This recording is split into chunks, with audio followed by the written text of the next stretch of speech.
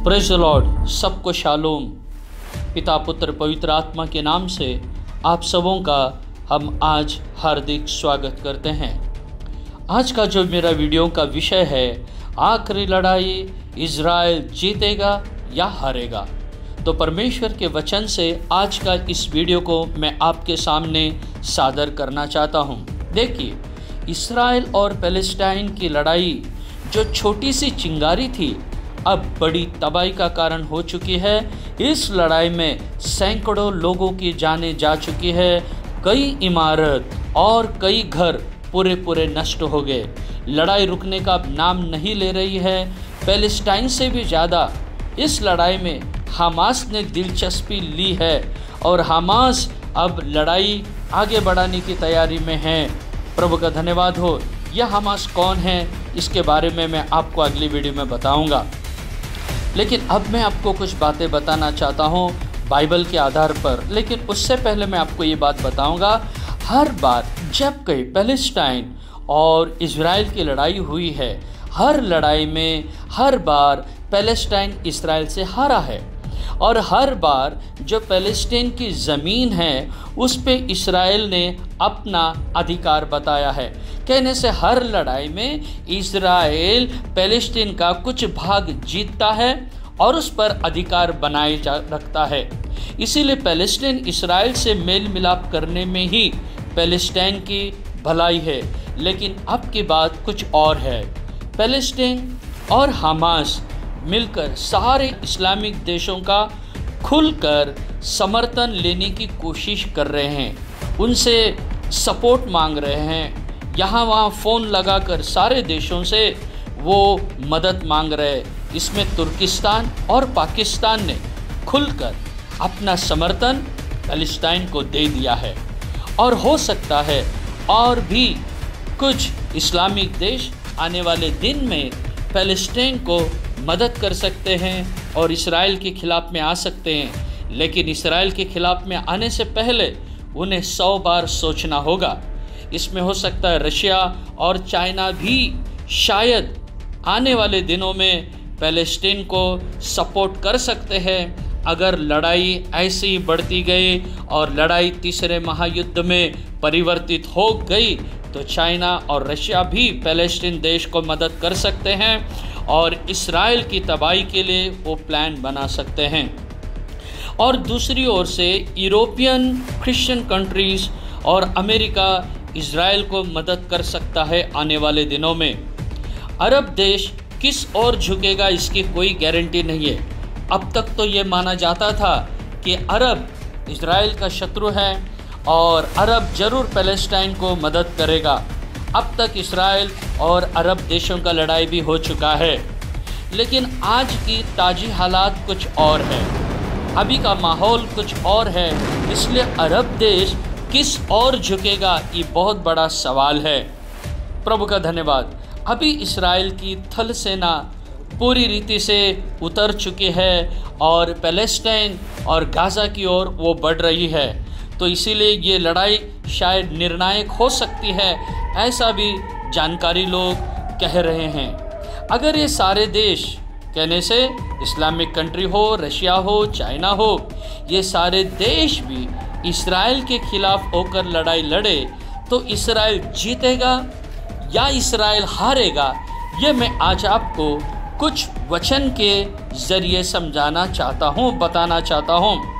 क्योंकि हमारी ये जो YouTube चैनल है ये न्यूज़ चैनल नहीं है। ये परमेश्वर के वचन को जो भविष्य में होने वाली है उसके बारे में लोगों को हम बताते हैं कि बाइबल कितनी सच्चाई है, कि बाइबल में कितना सत्य लिखा हुआ है और जो कुछ संसार में हो रहा है वो बाइबल के वचनों के आधार पर ही हो रहा है। इसलिए मैं और एक बार कहता हूँ, सुनिए, ये न्यूज़ एजेंसी की चैनल नहीं है। ये भविष्यवाणी जो बाइबल में लिखी गई है वो कैसे पूरी हो रही है इसके बारे में हम परमेश्वर के वचन के आधार से बताते हैं। तो आइए हम वचन को देखेंगे। तो जकरिया की किताब से मैं वचन पढ़ना चाहता हूँ।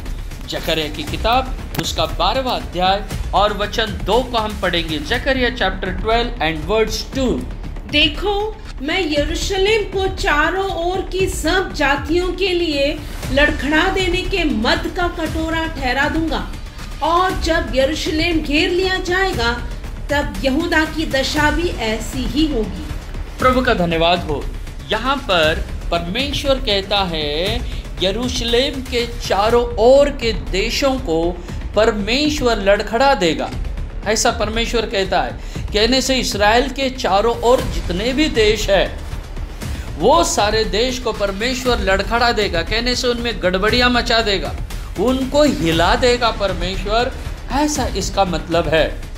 और जब यरूशलेम घेर लिया जाएगा, ऐसा करके यहाँ पर लिखा है, जब यरूशलेम घेर लिया जाएगा, इसका मतलब क्या है? इसका मतलब साफ है, जरूर यरूशलेम चारों ओर से शत्रुओं के द्वारा एक दिन घेर लिया जाएगा। एक समय ऐसा आएगा यरूशलेम को चारों ओर से शत्रु लोग घेर लेंगे, उसके दुश्मन उसे तबाह करने के लिए जरूर आएंगे, ऐसा यहाँ वचन लिखा है।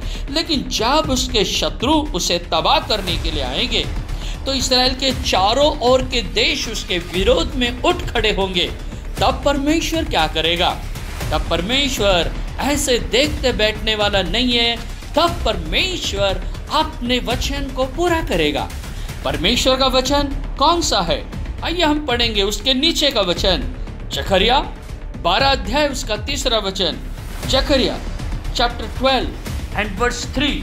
और उस समय पृथ्वी की सारी जातियां यरूशलेम के विरोध इकट्ठी होंगी, तब मैं उसको इतना भारी पत्थर बनाऊंगा कि जो उसको उठाएंगे वे बहुत ही घायल होंगे। प्रभु का धन्यवाद हो। ये भी वचन देखिए, बहुत अच्छा वचन है जो इस्राएल के पक्ष में होकर परमेश्वर ने कहा है। उस समय पृथ्वी की सारी जातियां यरूशलेम के विरुद्ध इकट्ठी होगी। यह बाइबल का वचन है। देखो, हजारों साल पहले लिखा हुआ वचन अब पूरे होने की बात आ चुकी है, कि कई वर्ष पहले लिखा हुआ ये वचन अब पूरा हो रहा है। प्यारे भाइयों बहनों, तो इसलिए मैं आपको ये बताना चाहता हूँ बाइबल कितना सच्चा किताब है। बाइबल दुनिया में एकमात्र ऐसी किताब है, ऐसी एक पवित्र किताब है जिसमें वर्तमान, भूत और भविष्य ये तीनों काल का उल्लेख किया गया है। यहाँ पर परमेश्वर का वचन जकरिया 12:3 में लिखा है, उस समय पृथ्वी की सारी जातियां यरूशलेम के विरुद्ध इकट्ठी होगी। यह वचन सभी जातियों के बारे में बताता है, सारी दुनिया के उन लोगों के बारे में बताता है, उन देश के बारे में बताता है जो इस्राएल के खिलाफ में आने वाले। दुनिया के कई राष्ट्र यरूशलेम के खिलाफ में हो जाएंगे, उसे चारों ओर से घेर लेंगे, उसे डराएंगे, उसके तबाही के बारे में वो बताएंगे। तब क्या होगा? तब क्या होगा? ये जकरिया 12 अध्याय के 3 वचन में जो हमने पढ़ा है वहाँ लिखा है, तब मैं यरूशलेम को इतना भारी पत्थर बनाऊंगा कि जो उसे उठाएंगे वे खुद ही घायल हो जाएंगे, वे बहुत घायल हो जाएंगे, ऐसा परमेश्वर का वचन लिखा है। हाँ प्यारे भाइयों बहनों, यरूशलेम को परमेश्वर एक भारी पत्थर बनाएगा, एक भारी पत्थर बनाएगा। इसका मतलब क्या है? यरूशलेम सबको भारी गिरेगा, यरूशलेम को कोई भी इतनी साधारण रीति से नहीं लेगा, यरूशलेम सबको भारी गिर देगा, यरूशलेम से सब लोग डरेंगे, ऐसा इसका मतलब है। जो इसके खिलाफ आएगा वो खुद ही घायल हो जाएगा। इसका मतलब परमेश्वर हर एक देश को घायल कर देगा जो यरूशलेम और इस्राएल के खिलाफ में आएंगे, ऐसा परमेश्वर ने खुद कहा है। इसीलिए इस लड़ाई में जीत इस्राएल की होगी और उसे कोई हरा नहीं सकता। यह हम जकरिया 12 अध्याय वचन 2 और 3 से समझ सकते हैं। परमेश्वर इस्राएल को संभाले। मैं बहुत ही जल्दी 3 वीडियो बनाने वाला हूँ। पहला वीडियो ये रहेगा, पहले और दूसरे महायुद्ध का कारण इस्राएल कैसे था, ये पहला वीडियो बनाऊंगा। और दूसरा वीडियो में बनाऊंगा तीसरे महायुद्ध का कारण भी इस्राएली होगा। ये जो मैं वीडियो बनाता हूँ ये सब वचन के आधार पर बनाता हूँ। ये सब आने वाली जो भविष्यवाणियाँ हैं पवित्र शास्त्र बाइबल की उस भविष्यवाणियों के आधार पर, कहने से बाइबल के वचन के आधार पर मैं बनाऊंगा। और तीसरा मेरा महत्वपूर्ण वीडियो रहेगा, तीसरे महायुद्ध में कौन से देश भाग लेंगे। ये मेरा तीसरा वीडियो रहेगा जो आने वाले दिनों में होगा। आप प्रार्थना कीजिए मेरे लिए, ताकि परमेश्वर ऐसे वचनों के साथ वीडियो में बना सकूं जो मसीह लोगों के लिए हिम्मत देने वाले, जो मसीह लोगों का हौसला बढ़ाने वाले, और उनका परमेश्वर कितना बड़ा है ये वो समझ सके और परमेश्वर को ज़्यादा से ज़्यादा अपना जीवन समर्पण कर सके।